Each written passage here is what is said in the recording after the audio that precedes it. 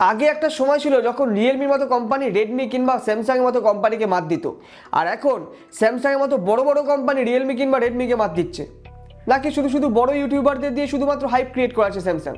তো আজকে অবশেষে লঞ্চ হলো অতিরিক্ত হাইপ হওয়া স্যামসাং গ্যালাক্সি F62। তো আমরা জানবো আজকের এই ভিডিওতে যে কি স্পেক্স রয়েছে, কি প্রাইসিং রয়েছে, সেই হাইপটাকে কতটা জাস্টিফাইড করলো আজকে, কিংবা আর কি কি ভিতরে ভিতরে ইন্ডাস্ট্রি পিছনে চলছে যেগুলো তোমাদের সামনে আসে না, এরকম অনেক কিছু। তো যাই হোক, ভিডিও স্টার্ট করা যাক জলদি।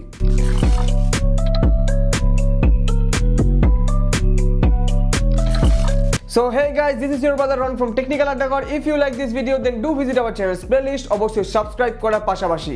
তো অবশেষে আজকে অতিরিক্ত হাইপ হওয়া স্যামসাং গ্যালাক্সি F62 লঞ্চ হলো, যার এক্সক্লুসিভ পেড ভিডিওস কিন্তু বিভিন্ন বড় বড় টেক ইউটিউব চ্যানেলে আজ থেকে 7-10 দিন আগে থেকে লঞ্চ হচ্ছিল। তো যাই হোক, সেসব কথা বাদ দিয়ে তো সবার আগে আমি একটা জিনিস ক্লিয়ার করতে চাই, এটা কোনো 5G ফোন নয়, এটা 4G ফোন, যার জন্য কিন্তু দামটা অনেকটা বেশি কম্পিটিটিভ হয়ে গেছে।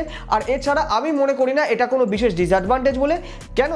তাহলে এই ভিডিওটা একবার গিয়ে দেখে আসো এই ভিডিওটার পরে। প্রথমে যদি আমরা ডিজাইন পোর্শনে আসি, তার সেক্ষেত্রে আমি বলবো, জাস্ট কিছুদিন আগে একটা ভিডিও বানিয়েছিলাম প্রবলেমস অফ স্যামসাং ইন 2020 বলে। সেখানে কিন্তু আমি ডিসকাস করেছিলাম যে স্যামসাং তাদের মিড রেঞ্জ স্মার্টফোনে কিন্তু ডিজাইন খুব ভালো রাখে না।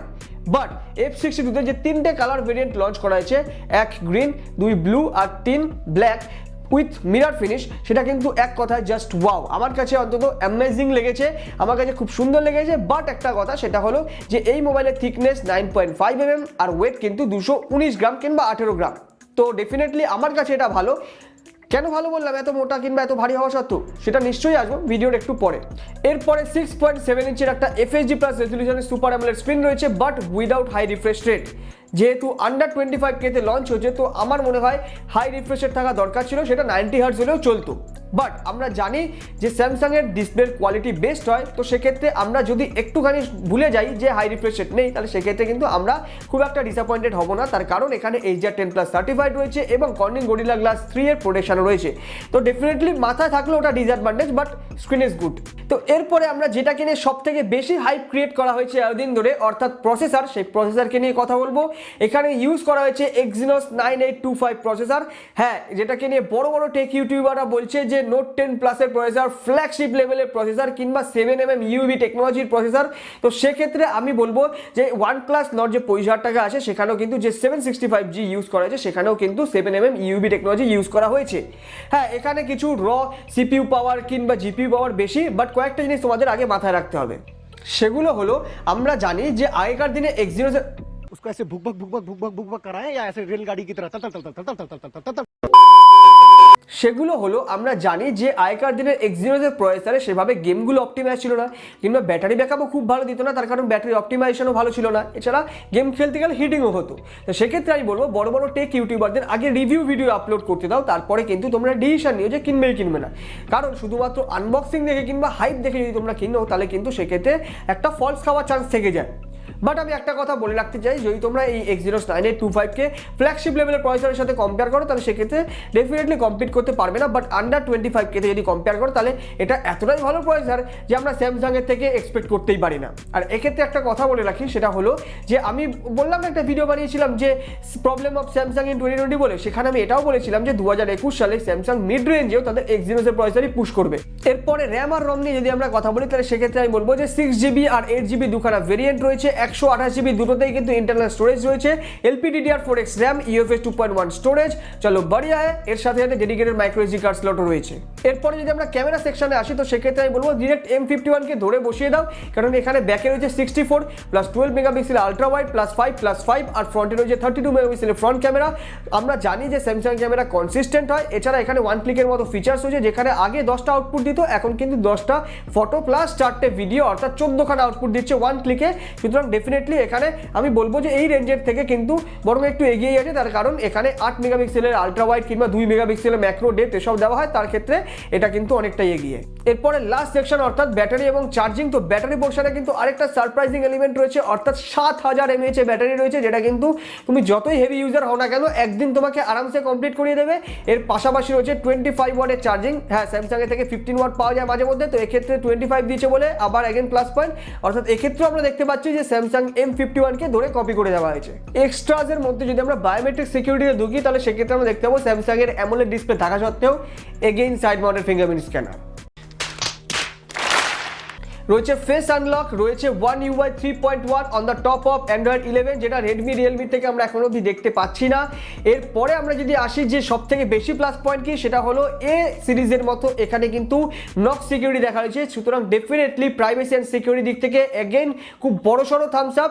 এছাড়া রয়েছে ডলবি অ্যাটমসের সাপোর্ট, সুতরাং মাল্টিমিডিয়া এক্সপিরিয়েন্সও কিন্তু বেটার হতে চলেছে। তো এরপর আসে প্রাইসিং এর পালা, যেটাকে নিয়ে এত হাইপ যে এত সব কিছু স্পেক্স আন্ডার 25K। এখানে দুটো ভেরিয়েন্ট লঞ্চ করা হয়েছে, যে 6128 আর 8128। তো দুটোর দাম একেবারে কিলার। 6128 এর দাম 24,000 আর 8128 এর দাম 26,000। ওয়াও, দেখো এই প্রাইস রেঞ্জের ক্ষেত্রে আমি কিন্তু ডেফিনেটলি বলবো এটা খুব ভালো মোবাইল। তার কারণ এক, ব্যাটারি সব থেকে বড়। দুই, সিপিইউ এবং জিপিইউর পারফরমেন্স কিন্তু অনেক বেটার 765G কিংবা 750G থেকে। তিন, এর ক্যামেরাতে ওয়াইড অ্যাঙ্গেল ক্যামেরা বলো কিংবা ম্যাক্রো ক্যামেরা বলো, রেজলিউশন কিন্তু অন্য অনেকের থেকে কিন্তু বেটার। চার, ডিজাইনটা কিন্তু আমার কাছে বেটার লেগেছে। হ্যাঁ, সবার আলাদা আলাদা ওপিনিয়ন হতে পারে, বাট আমার কাছে বেটার লেগেছে বলে আমি কিন্তু ধরেছি। পাঁচ, এখানে কিন্তু এ সিরিজের মতো নক সিকিউরিটি দেওয়া রয়েছে। সুতরাং আমি বলবো যে এই প্রাইস রেঞ্জে এটা কিন্তু স্ট্রং এবং গ্রেট কম্পিটিটর হবে। তো ডেফিনেটলি আমি এটা রিকমেন্ড সবাইকে করতে পারি।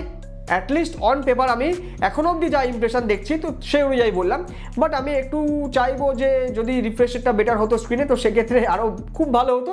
তো মানুষ যত বেশি পায় তত বেশি চায়, এরকমই কিছু ব্যাপার। তো অ্যাট লাস্ট আমি এটাই বলবো যে Samsung Galaxy F62 is an upgraded version of Samsung Galaxy M51 at a lower price of Samsung Galaxy M51। তো যাই হোক, ওসব দেখে আমাদের লাভ নেই। ভালো প্রোডাক্ট যদি আমরা ভালো দামে পাই সেটাই আমাদের জন্য যথেষ্ট। এছাড়া আর কয়েকটা কথা বলে দিই, সেটা হলো যে ICICI এর ডেবিট কিংবা ক্রেডিট কার্ডে কিন্তু 2,500 টাকার অফ পাওয়া যাচ্ছে। এছাড়া এই মোবাইলটা পাওয়া যাবে স্যামসাং এর ওয়েবসাইটে, ফ্লিপকার্টে। এছাড়া অফলাইনে গেলে তুমি কিন্তু রিলায়েন্স ডিজিটালে পেতে পারো, কিংবা আর অন্যান্য বড় বড় রিটেলার শপগুলোতে কিন্তু পেয়ে যাবে। তো টপিক শেষ, এখন আমরা কথা বলবো স্যামসাং এর পলিটিক্স নিয়ে। তো C4 টেক বলে একটা বড় টেক ইউটিউব চ্যানেল আছে, তোমরা জানো যে 1.5 বা 1.8 এরকম কিছু মিলিয়ন সাবস্ক্রাইবার আছে। তো সে কয়েকদিন আগে একটা ভিডিও আপলোড করেছিল যে স্যামসাং থেকে তাকে আর মোবাইল পাঠানো হয় না। তার কারণ সে যখন তাকে কন্ট্যাক্ট করেছিল স্যামসাংকে, স্যামসাং বলেছিল যে আমি জানি যে তুমি এই মোবাইলটা পছন্দ করবে না, তাই জন্য আমরা তোমাকে পাঠাইনি। অর্থাৎ সে অনেস্ট রিভিউ করে বলে তাকে স্যামসাং আর মোবাইলই পাঠায়নি। এছাড়া আরও অনেক কথা বলেছিল, সেখান থেকে তুমি স্পষ্ট ধারণা পেয়ে যাবে। যদি তোমরা না দেখতে যাও তাহলে আমি বলে দিচ্ছি যে স্যামসাং কিন্তু শুধুমাত্র পজিটিভ কথা যারা বলে, অর্থাৎ নেগেটিভও বলে বাট খুব কম, মানে বলে দিয়ে হালকা কেটে বললো, অন্য পজিটিভ পয়েন্টে চলে গেল, তো তাদেরকেই কিন্তু স্যামসাং মোবাইল দেয়। এখন এই পলিসি নিয়েছে। এছাড়া তুমি এটা দেখবে যে স্যামসাং কিন্তু এখন বড় বড় টেক ইউটিউবারদের সঙ্গে কোল্যাব করে কিংবা তাদেরকে দিয়ে কিন্তু এক্সক্লুসিভ পেইড ভিডিওস কিন্তু তৈরি করাচ্ছে হাইপ ক্রিয়েট করার জন্য মার্কেটে। যদি তোমরা স্যামসাংয়ের পয়েন্ট অফ ভিউ থেকে দেখো তাহলে কিন্তু কোনো ভুল নয়, কারণ তারা মার্কেটিং করতে এসছে, তারা স্ট্র্যাটেজি খাটাবেই। তুমি যদি টেক ইউটিউবারদের ভিডিও দেখো যারা এটা করছে, তারাও কিন্তু কিছুটা ব্যবসা করতেই এসছে। এবং তোমরা কিন্তু তাহলে এইটা বুঝতে হবে যে সব সময় হাইপ দেখে কিংবা ওই রকম পেড ভিডিও দেখে কিন্তু ডিসিশন নিলে চলবে না। শুধুমাত্র বুঝতে হবে যে কোনটা অরিজিনাল রিভিউ ভিডিও আর কোনটা পেড ভিডিও। সুতরাং ऐसे हालात में बेहतर यही है कि वक्त रहते इंसान सतर्क होकर अपने जज्बात को काबू में रखकर अपने कदम पीछे हटा ले। শুধুমাত্র আমি বলবো যে টেকনিক্যাল গুরুজির যে গ্যালাক্সি F62 আজকে যেটা নিয়ে ভিডিও করছি, সেইটার যদি দুখানা ভিডিও দেখো তাহলে বুঝতে পারবে কতটা ইউনিক ওয়েতে এবং কতটা টাকা খরচা করে একটা ভিডিও বানানো হচ্ছে। আর স্যামসাং গ্যালাক্সি S21 এর যে ভিডিওটা ছিল, S21 আলট্রা মহারাজা আনবক্সিং, সেটা তো ডিলিট হয়ে গেছে। কিন্তু যদি তোমরা ওটা লিখে সার্চ মারো যে Samsung Galaxy S21 Maharaja unboxing by technical Guruji, তাহলে কিন্তু রিআপলোডেড কন্টেন্ট পেয়ে যাবে। তো সেক্ষেত্রে তোমরা ওইটা দেখলে বুঝতে পারবে যে কতটা টাকা খরচা করে মার্কেটিং করছে শুধুমাত্র টেকনিক্যাল গুরুজিকে দিয়ে স্যামসাং। তো ওই যে বললাম, সতর্ক রহে সুরক্ষিত রহে। সো এতটাই ছিল আজকে ভিডিও। ভিডিও যদি ভালো লেগে থাকে কিংবা আমার অনেস্টিকে যদি ভালো লেগে থাকে তাহলে ভিডিওটাকে লাইক করো, ভিডিওটাকে শেয়ার করো, চ্যানেলটাকে সাবস্ক্রাইব করে তার পাশে থাকা বেল বাটন প্রেস করে অল করে দিও। চলো আজকের মতো হাস্তা লা ভিস্তা।